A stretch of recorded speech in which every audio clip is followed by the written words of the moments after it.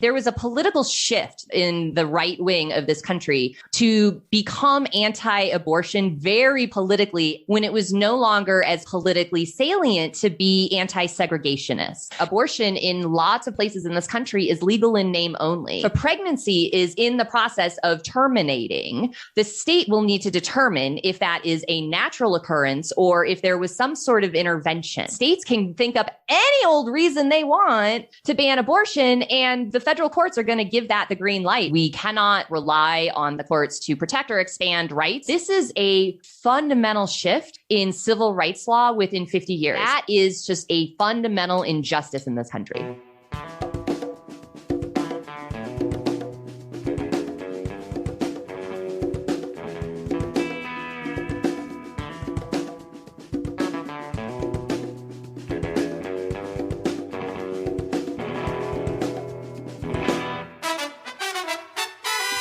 Welcome to episode 66 of the Refuse Fascism podcast, a podcast brought to you by volunteers with Refuse Fascism. I'm Sam Goldman, one of those volunteers and host of the show. Today, we're talking about abortion rights. I'm sharing a conversation I had with Jessica Mason-Picklow, Senior Vice President and Executive Editor for Rewire News, plus an interview conducted by Sincera Taylor with Dr. Warren Hearn, a doctor who has been providing abortions for many decades. But first, you may be asking, why do we keep covering this supposed special interest issue on a show that is devoted to the larger political battle against fascism here in the US and its connection to the rise of fascism around the world? Well, in the words of Dr. Hearn, the anti-abortion movement is the face of fascism in the United States. This movement is centered on a political program of white supremacy, the subjugation of women, theocracy, and a form of rule enforced by fear and coercion. It's a violent movement that has assassinated 11 abortion providers and staff, and it's a movement with a mass base, organized and funded by elite sections of society. There's the alt-right, and there's QAnon, and there's Trump. But before all that, there was the anti-abortion movement, which most recently murdered Dr. George Tiller in 2009. The role of women in the world, whether we are to be more than breeders of children, has been one of the touch points for determining whether society is modern or not. Trump's Make America Great Again was by definition hearkening back to some earlier time when society was ordered in the quote-unquote right way. It should be no surprise that the roots of the anti-abortion movement, the Christian fascist movement, rose to political power through their role in white supremacist segregationist efforts. White supremacy and patriarchy are bound together and are key pillars of this program we see aggressively being fought for by this fascist movement. So as the right to abortion continues to be one of the most important battlegrounds on this larger political battle is fought, we have to put attention to it. There are some troubling days ahead for us all, and we need to watch closely and prepare to act accordingly. Now, my interview with Jessica Picklow. As promised, we're bringing you more on the Republic-fascist assault on abortion, what's fueling it, enabling it, and what's needed to stop it. The Supreme Court of the United States, with a stacked fascist majority, granted Mississippi's request to review Dobbs v. Jackson's Women's Health, a challenge to Mississippi's 15-week abortion ban. As the Center for Reproductive Rights wrote, this case presents a direct challenge to Roe v. Wade and violates 50 years of Supreme Court precedent. Center President and CEO Nancy Northup wrote, quote, "The consequences of a Roe reversal would be devastating. Over 20 states would prohibit abortion outright. 11 states, including Mississippi, currently have trigger bans on the books," end quote. And we've talked about it before, that this is truly a 5-alarm fire moment for the right to legal abortion. The fascist threat is not gone, and in my opinion, you've heard it before, relying on the Democrats is what got us here in the first place. So to help us dig in to understanding this case, what the stakes are, and what we can do, I am so happy to have the perfect person. We're going to chat with Jessica Piccolo, and she is a senior vice president and executive editor for the Rewire News Group. She also is the co-host of the Rewire News Group podcast, Boom Lawyered. Jessica has over a decade of experience as a former litigator and taught law for 4 years before transitioning to journalism. She also writes smart books, her latest being The End of Roe v. Wade, Inside the Rights Plan to Destroy Legal Abortion, which was co-written by Robin Morning. So welcome, Jessica. I am so glad to have you on to help us process what's up here. Oh my gosh. Thank you for that introduction and for having me on the show. I'm thrilled to be here. So let's start with a breakdown of what this case is about a bit. Why and how are people saying that this is the most direct threat to abortion since the decision itself? Sure. So the reason people are saying that this is the most direct threat to abortion rights since Roe versus Wade is because it absolutely is.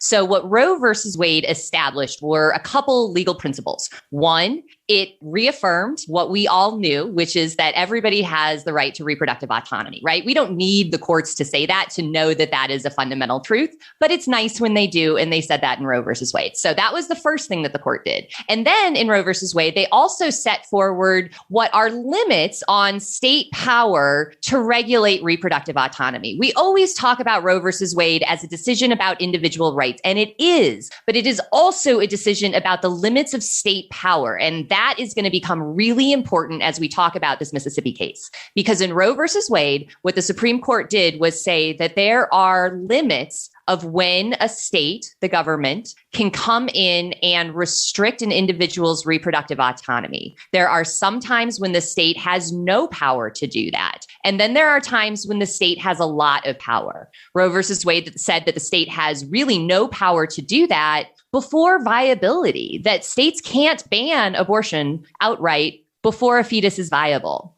That used to be in the trimester framework. That's changed a little bit. So that's where the law was in 1974. In Roe said that as a person is further along in their pregnancy, the power of the state to come in and regulate what they can do with that pregnancy increases. And ultimately, the state has the power to say, we can set a point in time when we can cut off abortion access. So there's a range of power possibilities is one way that I talk about it. What the Dobbs case out of Mississippi does is present a 6-3 anti-abortion majority on the Supreme Court with an opportunity to say that, you know what? States do have the power to come in before fetal viability and ban abortion if they want to. And this is a fundamental shift in civil rights law within 50 years. This is as huge a shift as we have seen in any other area. We can't think of one where the court has retreated so quickly in the arc of rights. So that's the nugget of why this is a direct attack on Roe. If the question teed up for the Supreme Court to answer this fall is really deceptively simple, they have one question that they have to answer. And that is, do states ever have the power to ban elective abortion before viability? There are so many landmines in that little simple question. What the court can do is answer that with yes. States do have the power to do so. And then that opens the floodgates for all sorts of bad laws being enacted. That is really clear of what's at stake. I'm wondering for our listeners who hear this term all the time and may not understand it, but are nodding along, what is viability? Yeah, this is an excellent question because it's not even the same thing in medicine as it is the law. So viability as a phrase just means the ability to exist meaningfully outside of the womb. Fetal viability is, as medical providers will tell you all the time, an individual marker. So while the law wants bright lines and can say, like, at this point, X amount of weeks is considered viable, what physicians will tell you every single time you talk to them is that each individual pregnancy is different and viability is a different marker. And that is specifically why in Roe versus Wade, the Supreme Court said there are some places the state power should just not reach. And that's one of them. But the law, the courts have said we need to give the judges something to understand when they're talking about viability. So the courts have spent some time slicing and dicing that term. And functionally, it means, like I said, meaningful life outside of the womb. What is that? Well, can a fetus functionally survive on its own with some medical intervention on a respirator, for example? Are they able to breathe on their own, or do they need some respiratory help? But already just having those kinds of examples, you can start to see why this is such a mess for courts to be saying, no, this is okay, but this other thing is not. That is specifically why when you go back and read Roe versus Wade, and it's not even really a fun decision to read, it's actually pretty dry. The court is very clear about why viability is an important marker because it sets limits. It sets limits on judges and it sets limits on the state. That's an important way to look at it. I haven't thought about it from the way that it could limit states. I've thought about it in terms of the person accessing the abortion. Mm-hmm. So it's good to think about it from the other perspective. I was wondering how, even as Roe stands right now, the evisceration of abortion access has been well underway for some time. Roe isn't, in my opinion, and has never been enough. Can you talk to us a bit about what it's been like to get an abortion in Mississippi?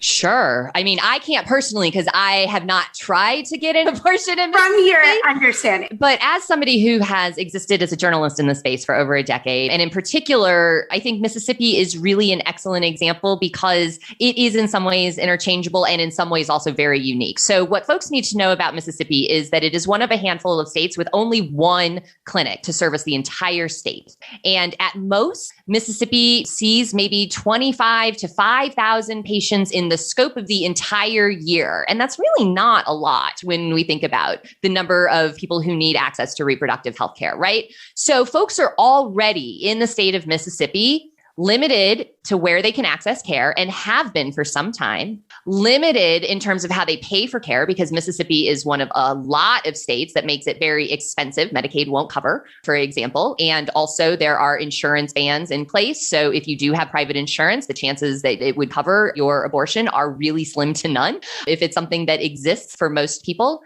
And then there's just the functional reality of all of the other restrictions that already exist in the state of Mississippi, because it's not like before Mississippi passed a 15-week ban, there was a lot of open access, even with one clinic. There are waiting periods. There are licensing requirements on clinics that make it more difficult. There's a provider crisis that people may not understand. Jackson is the only clinic in the state, but they don't even have a full-time licensed physician who is able to provide care there because it is so difficult to be an abortion provider in this country. We have a provider shortage. So even scheduling an appointment within the windows that the state of Mississippi allows is nearly an impossibility. For a lot of folks, they will tell you that abortion in lots of places in this country is legal in name only, that it is a aspirational right that they have, but not one that they can actually realize. And that's terrible. I'm here in Colorado. We have a lot of good laws on the books that allow access, and we have successfully pushed back attacks at access in the state. There is no reason it should be easier for me as someone living in Colorado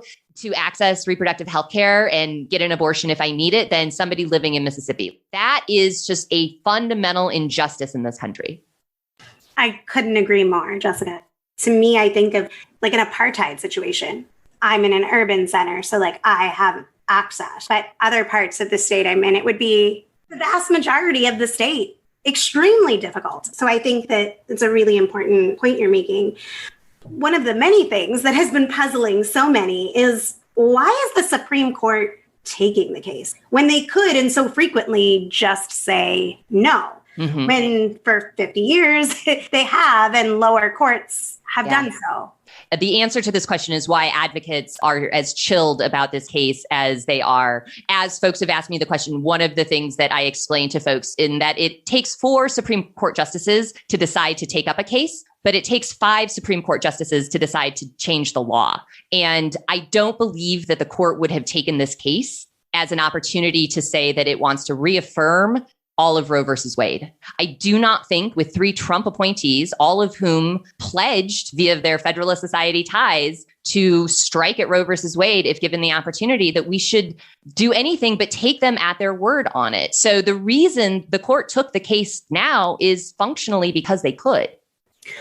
In your opinion, what do you think is fueling this onslaught? You know, when you look at the Supreme Court case, but you also look at Texas and all these other very extreme bans taking place. Why are the anti-abortion forces so powerful given their disconnect from the views of the majority.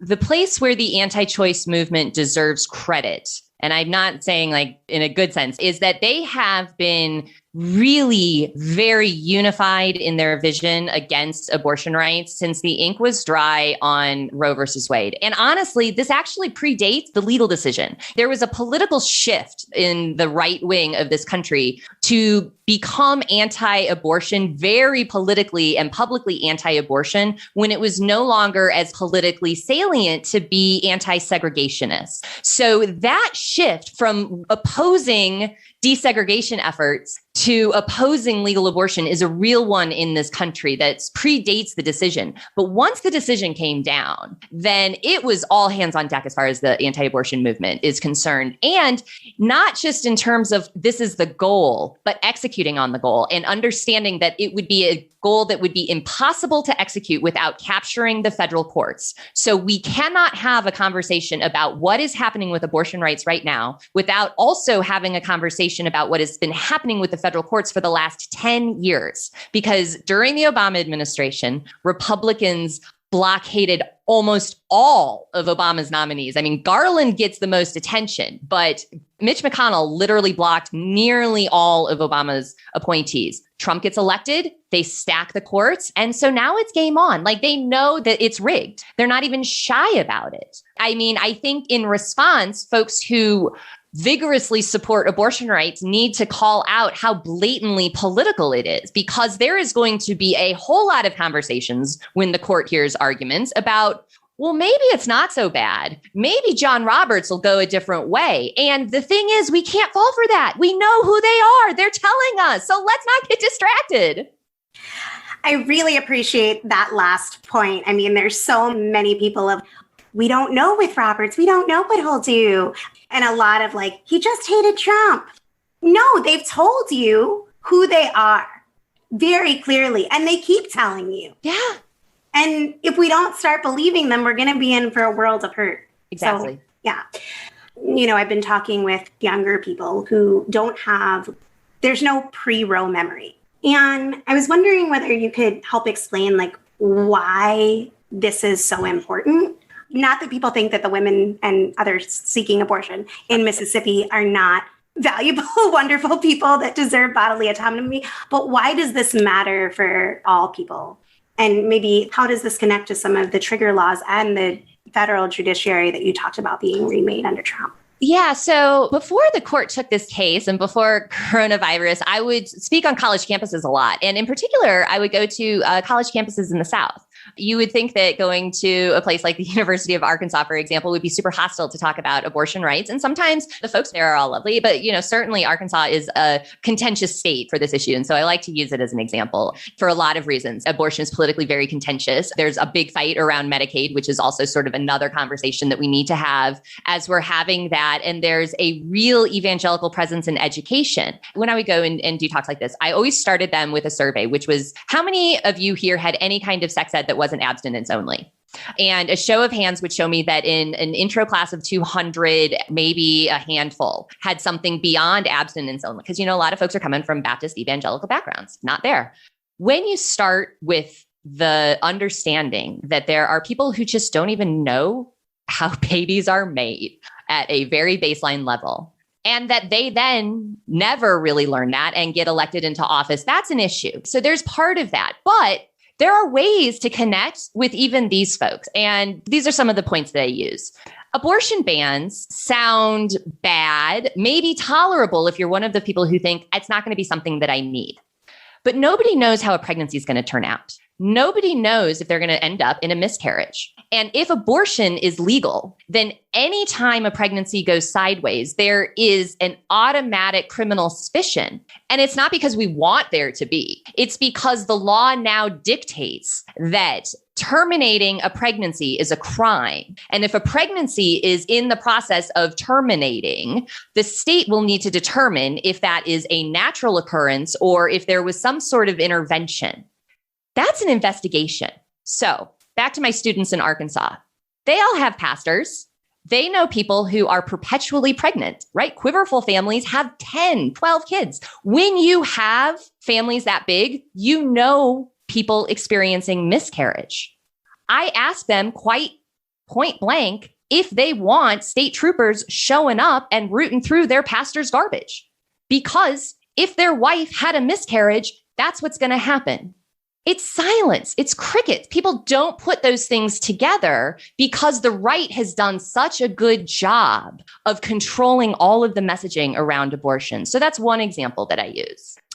Another example is a case out of Michigan where a woman presented to the emergency room at a Catholic hospital 3 times. Tamisha Meeks is her name. The ACLU ended up suing about this. She was in the middle of a miscarriage for a wanted pregnancy, and she was turned away until she came back the 3rd time in sepsis and then miscarried actually in the emergency room. The hospital wouldn't give any medical intervention because there was still a fetal heartbeat. So when we have these fetal heartbeat bans, that are all the rage right now, right? This is the Texas ban. This is all of that. What those laws will mandate is pregnant people potentially bleed out because hospitals cannot engage in medical intervention then. That's terrifying. Like, those are things that should really, really scare people, regardless how you feel personally about people's individual choices in individual moments. We're talking about the state taking a heavy hand, not based in science, and dictating medical care for entire swaths of populations. We don't do that anywhere else, except now we're trying to do that with trans kids and trans patients. And those attacks are absolutely completely related. It just really highlights the political nature of what goes on around abortion care, I think. I just wanted to say that I really appreciate you sharing both those stories. I think that they're highly illustrative.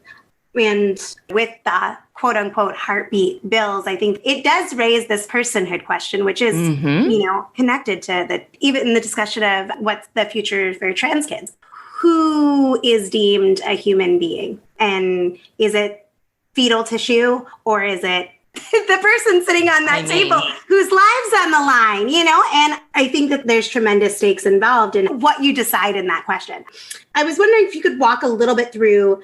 They won't take the case till I think the fall, correct me if I'm wrong. And then there wouldn't be a decision until maybe 22, right?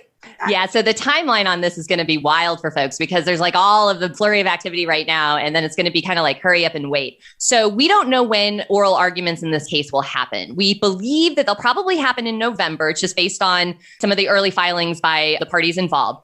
And what does it mean that the court will hear the case in November? That's another question that I get. First of all, we don't know if the court is going to have in-person arguments in the fall. I hope they do. Maybe they will. We don't know with coronavirus, though. That's an open question. The court has not said what it plans to do in the fall. The case will be argued, but will it be in person? Will it be remote? Who knows? That remains an open question. But arguments in Supreme Court cases usually only last an hour, which is another thing that I like to talk about. Because when we think about what's at stake, the idea that advocates on each side get about 30 minutes, and that's not even 30 uninterrupted minutes. It bleeds a little bit. So, we're talking rough here, but questions and answers from the justices, you're in and out. It's done. And as someone who sat through a lot of arguments, it's fast, even if the case is kind of boring. This one won't be, but we've got an hour of debate functionally where you make your best case and then the justices decide. There's no visibility into the decision process. So there will be no clues from the justices when the decision comes. If it's going to be early in the term or late in the term. All we know is how the court does its business. And it has to end its term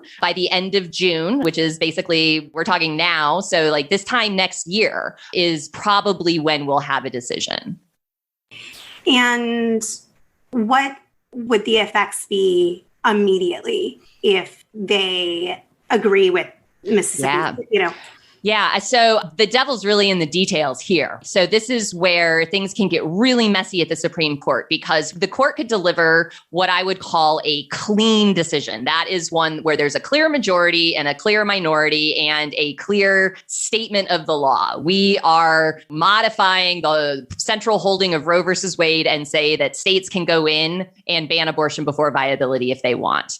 That's not the same thing as saying we're overturning Roe versus Wade. Those are two different scenarios right there. Modifying Roe versus Wade wouldn't, for example, in most situations, trigger any of those trigger laws that you mentioned. So for those folks who are listening, some states have laws on their books that if a decision comes down that overturns Roe versus Wade, they're kind of like zombie statutes, I call them. Then these laws get suddenly animated and then ban abortion. So think of them as zombie abortion bans. That's what they are out there for. If the court says states can do that, but we don't have to overrule Roe versus Wade to give states the power, those trigger laws may not be an issue. But what will be an issue are things like 6-week bans in Texas, 6-week bans anywhere. Because what that statement says is that states can think up any old reason they want to ban abortion, and the federal courts are going to give that the green light if they want. And so then that's a politically really difficult position for progressives and Democrats to be in, because they will find themselves with conservatives still able to politically fundraise off of quote unquote legal abortion, but also functionally able to outlaw it everywhere, which will leave their base devastated. So there's a lot of room for bad action here without even overturning Roe versus Wade outright. It's a helpful clarification. Let's talk about the dead hand of Trump, if you will. The effects Trump has made on the Supreme Court cannot be overstated. With 3 appointments of the most hostile to humanity, especially women, but also other historically oppressed communities that anyone could think of. They are like the monsters of our nightmares. I wanted to find out your take on how these appointments have thus far been affecting the cases that you've seen this year. You know, it's interesting because recently we had a decision from the Supreme Court on the Affordable Care Act that was kind of a punt. So there was this massive challenge to the constitutionality of the individual mandate, another completely politically ginned up legal challenge by conservative attorneys generals. Frankly, this is a case that I was even feeling very pessimistic about. And Amy Coney Barrett joined with interesting coalition of folks who quote unquote saved the ACA. But what is missing in that conversation is she didn't actually save the ACA. What she did is set up the next standing abortion argument. So what I will tell folks about the Trump nominees is that even if you think they're doing good, they're not. We have no reason to believe that they have any good intentions as far as moving the law is concerned. And there's honestly actually no intellectual debate around this. If the decisions that the court was handing down were good faith disagreements in the law, then we wouldn't have, for example, a decision on the constitutionality of a major portion of the Voting Rights Act coming down on the very last day of the term. We wouldn't be waiting till the very last day of the term to see what the court is going to do about political donors and disclosures. Those are good faith arguments about the law. So let's stop pretending like that's even going on. I just feel this very deeply, and I am going to say it again for people that heard it before, that there, I feel, was a cost that we are paying for not flooding the streets during the hearings. A cost to listening to those who told us to wait when we should have been screaming and who kept you off the streets, subordinating women's lives to the interests of the Democratic Party. And there was a cost for, in particular, not flooding the streets during the Amy Coney Barrett hearing. I remember helping block the doors of the court and thinking, where the fuck is everyone? Mm-hmm. And I just feel like we've got to rely on ourselves and each other. And in my opinion, there is a little time, as Jessica said, not a lot of time, but there's a little time between now and when the case is heard before the court to create public opinion. And in my opinion, an urgent need for people to be in the streets in powerful, nonviolent resistance against the mounting attacks on abortion. There, for real, has been a marked absence of such mass resistance. Instead, I see people either relying on the legal structures, the political structures to suffice and holding on, or the idea of I'll still have access in my state, so it's okay, or like a pre-resignation of our loss to bodily autonomy. I have friends that are working to make sure that there's funds to get people out of state or out of the country. Or I have friends doing work to make sure that people know how to self-abort through the abortion pill. I am all for people having access in every way possible. But it seems like there's some sort of romanticizing of the old days, Jane and whatnot, and people thinking there's some kind of workaround, like we can mutual aid our way out of the repression of no abortion rights. And I just wanted to get, what are you thinking about So I fully love and appreciate and support the mutual aid folks. That is really doing the real work to give folks a sense of just how drastically the landscape has shifted. There is now a legal defense fund that has been established via If, When, How, one of the reproductive justice advocacy groups. If you are a person who finds yourself in criminal hot water for terminating or attempting to terminate a pregnancy, it is a fraught time, and nostalgia does not serve us well, in my opinion, there. All of these aid efforts have to continue. They have to happen. I mean, people need care. So regardless of what the courts do, people are going to need access to care. So that needs to happen. And we cannot rely on the courts to protect or expand rights. It's not the appropriate framework. And I really do believe that this is the window of time for folks to make it very clear that this is unacceptable across the board. And that's just not being mad. We have ways to fix this. Congress can come in and create some federal legislation to shore up some of these immediate attacks. If you are in states that are not gerrymandered to conservative power, then you have the ability to pressure your lawmakers to pass proactive reforms. I don't like to use red states because they're not red. They're just gerrymandered crappy. That's what that's all about. So there's real time. We have a window to do that. We can't control what the court will do, but we can absolutely control our reaction in the immediate and long term. It is difficult to be in this spot now because so many of us have been screaming about this forever. I remember in 2010, we were like, oh, the Tea Party revolution is really bad for abortion rights, really bad for abortion rights. And everybody was like, nah, it's not that bad. The reason we are here now is because we had the Tea Party revolution in 2010. That's the federal court's part. So they didn't get to hold up all the nominees until 2010 happened. So here we are. That's part of that long arc. That is a really good point. We've talked about it on the show before in larger conversations about like Christian fascism in general, but you forget how big of a difference the Tea Party movement made. It was sweeping. And I think that the situation has been building ever since we won the right to legal abortion. We made this striking advance, it was 50 years ago, in getting legalized abortion under very limited terms, but it's been constrained and constricted ever since by the same legal structures. And the growing fascist political movement has been the ones that are resetting the terms to shame, threaten women, and by organized overt violence, as you mentioned earlier, in relation to the shortage, and murder. And I think that there's been a real danger for so long in people thinking that they'll never take away the right to abortion or this isn't a real threat, while the other side has been on an offensive, completely having the initiative politically, ideologically, and morally for years and years now. And I think that there is a absolute necessity, but also like such a real possibility in all the people that poured into the streets last year and before that with the Women's March and things like that, that there are many, many people who don't want to see this go down. But there's like a cost for so long of us not even saying the A word on our side and letting them say it and us being like choices. So I think that there's a lot that we have to learn and break with, but I think that there's also a lot of hope. Not that we let public opinion dictate who gets and doesn't get rights, because that's not how it should go. But when you just actually have a conversation around this, most people land on the side of, even if I don't like it, I feel more comfortable with it being accessible than not. Why have we ran away from that? I don't understand. Yeah. I wanted to end, I guess, with two connected questions. One is, what do you think that people who are concerned should be paying attention to around the Supreme Court? Could be something that we touched on or something totally different.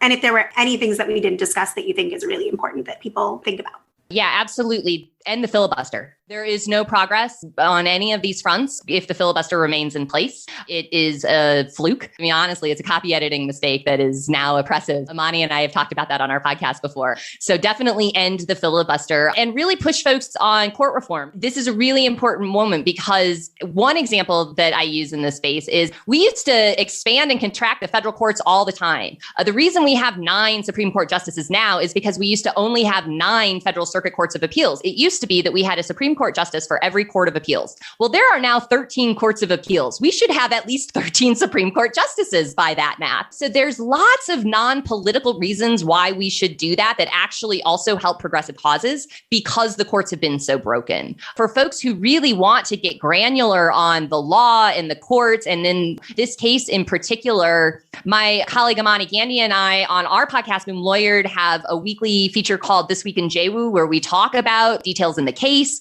It is going to be something over at Rewire News Group that we are really focused on for the coming year. I mean, we do reproductive rights, health, and justice there. So this is kind of a big deal in our spaces. So please feel free to check us out over there because we are on it. We'll be at the court for arguments, all of that. But, you know, I think it's really just important to not be afraid to talk to your friends and neighbors about this too. Everybody's like, oh, I don't want to talk about abortion. That gets weird. And there's a running joke with me and my friends. If you give me 2 minutes, I will bring the conversation to abortion. We can be talking about basketball. I'll make an abortion reference. You know, not everybody needs to be quite that extra about it, but be a little more extra than you would maybe feel comfortable right now because so much is on the line. Thank you so much, Jessica. And you can find a link to Rewire and Jessica's Twitter and the podcast all in the show notes. So check it out. Thank you so much. Thank you. This was a blast. The SCOTUS term has ended, and since recording, we have learned, in the words of Eli Mistel, that, quote, bigots have finally accomplished their goal of gutting the Voting Rights Act, end quote. We'll have more on that in future episodes. Next, we're sharing an interview conducted by Sansara Taylor with Dr. Warren Hearn, a doctor who has been providing abortions for many decades. This interview originally aired on the RNL Revolution Nothing Less show on YouTube, and a link to the show is in the show notes. Without the right to abortion, without the right to decide for themselves, without fear, stigma, or state interference when or whether to have a child, women cannot be free. And yet never since 1973, when the right to abortion was won in this country, has abortion been more difficult to access, more dangerous to provide, or facing greater threat. In fact, just since January of this year, 561 restrictions have been introduced, including 165 outright bans on abortion in 47 states across this country. 83 of them, including 10 bans, have been enacted.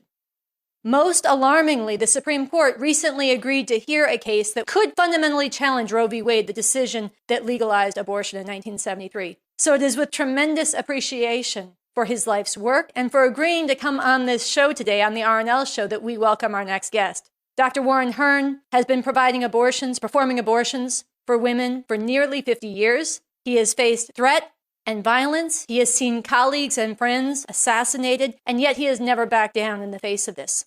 Not only that, he is one of a very few doctors in the world who proudly and publicly performs abortions later in pregnancy to women across this country and around the world. So, Dr. Warren Hearn, it is our great pleasure to welcome you here today to the RNL Revolution Nothing Less show. Thank you very much for inviting me. It's an honor to be here.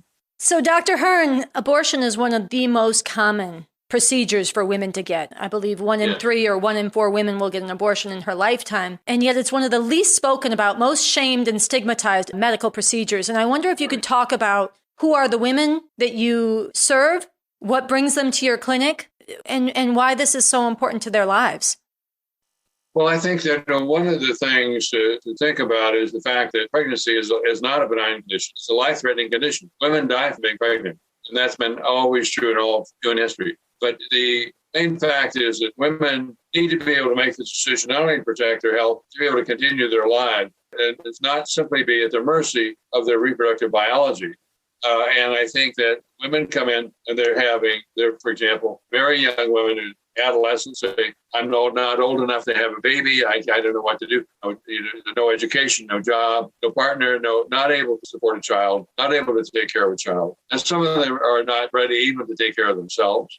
If you have a 12 or 13-year-old girl who's the victim of rape or incest, for example, there's no reason why that girl should be forced to continue the pregnancy and have a baby.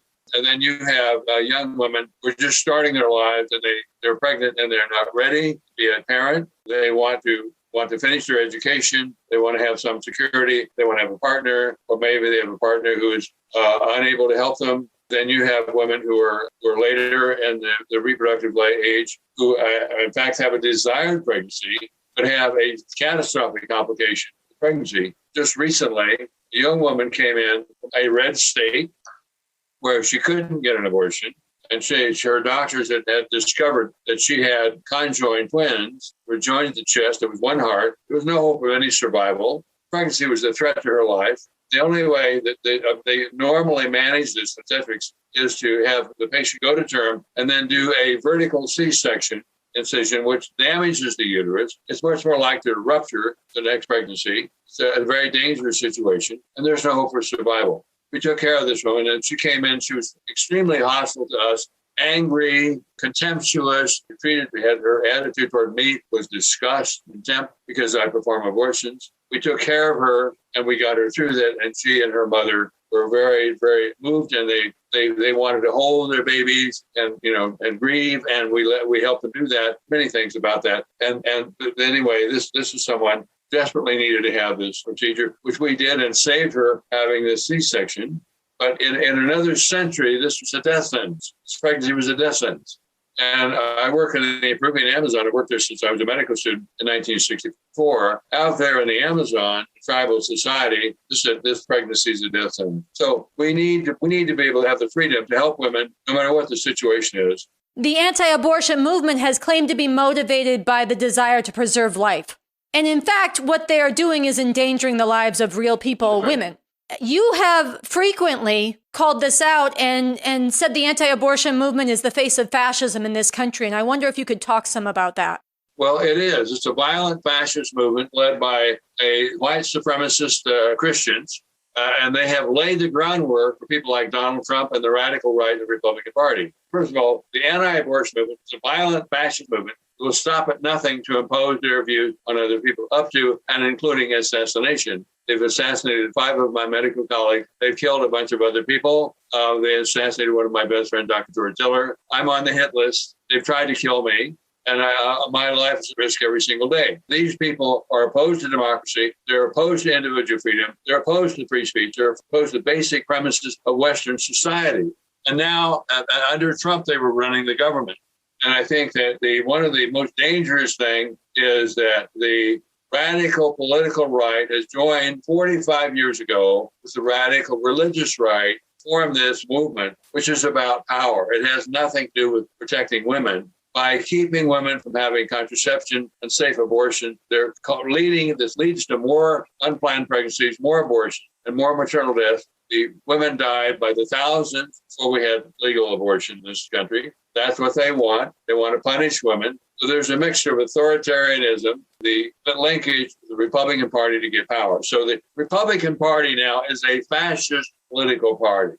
It is a fascist led by white supremacist Christians. Christianity, in fact, is in my opinion, has become the face of fascism in this country. And who else decide the fundamentalist Christians are so prepared to believe the absolute nonsense, put it very politely, spewed by Donald Trump and the Republican leaders, because they have learned to believe absolute preposterous nonsense from the time they're first awake. That is the basic teachings of Christianity. That don't believe in facts, believe in some superstition or ignorance. So I think that this is a fundamentalist religious fascist movement. And what they want is a fascist theocracy. That's what their aim. And the evangelicals have been after that for a long time. And what would you say to those who are breathing a great sigh of relief because Trump is out of office and they just want to pretend that this is behind us? Well, that's false comfort, because just a poll just the other day, 25% of the people in this country want an authoritarian government who are very, very authoritarian in their attitudes. 60-something% of the people in this country believe in the devil. More people believe in the devil than believe in evolution, which is a basic biological fact. No matter what atrocities Trump inflicted on the country, he had a basic support of about 40% of the people. And I think that 80 or 89% of the Republicans support Trump, in spite of the fact that he's a cruel fascist bully who's ignorant, who is a sociopath. He's mentally ill. And they believe everything he says, and they'll do what he says. We came within minutes of a military coup d'etat in this country on January the 6th, which would have destroyed democracy. So Trump and his people are the worst thing that's happened since the country was founded, and I'm including the Civil War. Yes, there were 700,000 people died in the Civil War, but Trump killed over 500,000 people by the way he handled the COVID deal. And Lincoln was there to protect the American government, to protect democracy and freedom, where Trump has spent his entire time trying to oppose democracy. Now he's in the middle of the Republican Party, which is opposed to democracy. The Republican Party is basically saying, if we don't win, then we don't count the election. So that you can't have a democracy in a certain thing like that. So I think that Trump is out of office, but he's out trying to inflame his followers, believe everything he says, no matter how silly or awful it is. And I think that we have Trump wants a civil war, and at his rally in Ohio on Saturday, there were people actively there who think they want a civil war. That's what they're going for, because they believe in this kind of violence. I wanted to circle back to the question of the women, where you just ended, the lives of women. And you talked about when abortion was illegal, that many women died, and that's true. And you've spoken about the risk to women's health. But I think one of the things that's also stood out from you, as I've heard you over the years, and from other doctors who do this work, is how much being forced to have a child against one's will affects the entire existence of a woman. We have evolved in time as sexual beings. That's the way evolution arranges to keep species going. And so that's an important part of our lives. One of the consequences for women is pregnancy, obviously. And there was a time when women who were simply at the mercy of pregnancy, at the mercy of this condition, which could kill them. And they might be happy, they may not be, but they were at risk of death. It's one thing for a woman to feel that she wants to have a baby and she's willing to experience the risk of pregnancy with good medical help, and she's entitled to the best medical care she can have, make sure that she survives the pregnancy and has a healthy baby. But if she doesn't want to be pregnant, there is absolutely no justification whatsoever of forcing her to continue the pregnancy term. There's no medical, legal, philosophical, any kind of religion or any kind of justification. Religious justifications are about power. It's about controlling the lives of women. And so the lack of access to safe abortions means that women are at the mercy of these circumstances. Maybe they're at the mercy of an abusive spouse. Maybe they're victims of rape or incest. And the pregnancy is for them as a threat to their life, both their physical existence and continuing their life as they wish. And so helping women end pregnancies when they want to and when they must do it is an absolutely critical, fundamental, basic medical care. Okay, that's what it is. And it's a safe abortion is a fundamental component of women's health care. That's an absolute keystone proposition. But the larger picture that threatens democratic society is that the Republican Party, which earned eternal disgrace, has used the abortion and stepped on the bodies of women 45 years using the abortion issue to get power, and they've been very successful. Dr. Warren Hern, I have to say it's been a tremendous pleasure to talk to you today. I think we first spoke almost 20 years ago, 15 years ago, during the Bush years. You were one of the very first people I ever interviewed on live radio. And I remember that. At the time, I was so impressed by your decades of service to women and your courage on the front lines. And that has only deepened in the 15 plus years since. So I just want to thank you so much for all that you've done, for all the thousands of women that you have helped, and for, again, the moral example you've set for so many, and for joining us here today on the Revolution Nothing Less show, and on your birthday. Happy birthday. Before we close out the show, I just want to reiterate what I said at the beginning of that interview, that without the right to abortion, without the right to decide for themselves when and whether to have a child free of fear, stigma, and shame, or interference from the state, women cannot be free. This is why millions of people need to be saying and acting on the demand for abortion on demand and without apology. But to bring about a world where all forms of violence and oppression, degradation and abuse against women are finally ended, we need a revolution that overthrows this whole system of capitalism and imperialism that has this oppression and so many other forms of oppression and exploitation built into it. A key part of the revolution that we're making and fighting for is to shatter and completely abolish the thousands of years of traditions, chains that have bound women, and all oppression based on gender and sexual orientation. And precisely because of how vicious and ugly this current assault on women's lives is, there is increased potential right now to mobilize the fury and organize the rage of women as a driving force to make this revolution. This is why we say break the chains, unleash the fury of women as a mighty force for revolution.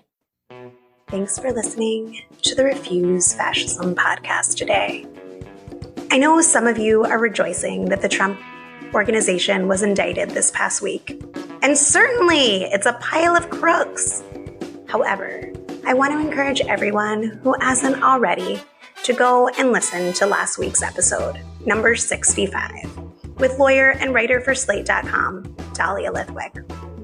Dahlia says, quote, "You can't tilt at this fanciful aspirational notion that if we just abide by the norms, then they somehow mean that democracy comes back. We've seen an object lesson, it seems to me, this year in the fact that there's one side of this bipartisan game that doesn't care about norms at all, and that actually use them to continuously pants the people who are trying to reinstate them." End quote. The fact is, Trump is not experiencing any consequences for his crimes in office, while in office. And that matters for the present and for the future. Again, thanks for listening to Refuse Fascism. If you want to help the show, it's simple. You can rate and review us on Apple Podcasts or your listening platform of choice. And of course, subscribe so you never miss an episode. You can chip in to support the show by clicking the donate button at refusefascism.org or Venmo, refuse-fascism, Cashapp, Refuse Fascism. And be sure to let us know it's off of hearing this podcast. As always, I want to hear from you. Share your comments, ideas, questions, or lend a skill. Tweet me at Sam B. Goldman, or you can drop me a line at Samantha Goldman at refusefascism.org.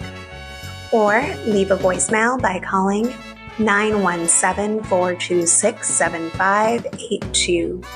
You can also record a voice message by going to anchor.fm/refuse-fascism and clicking the button there.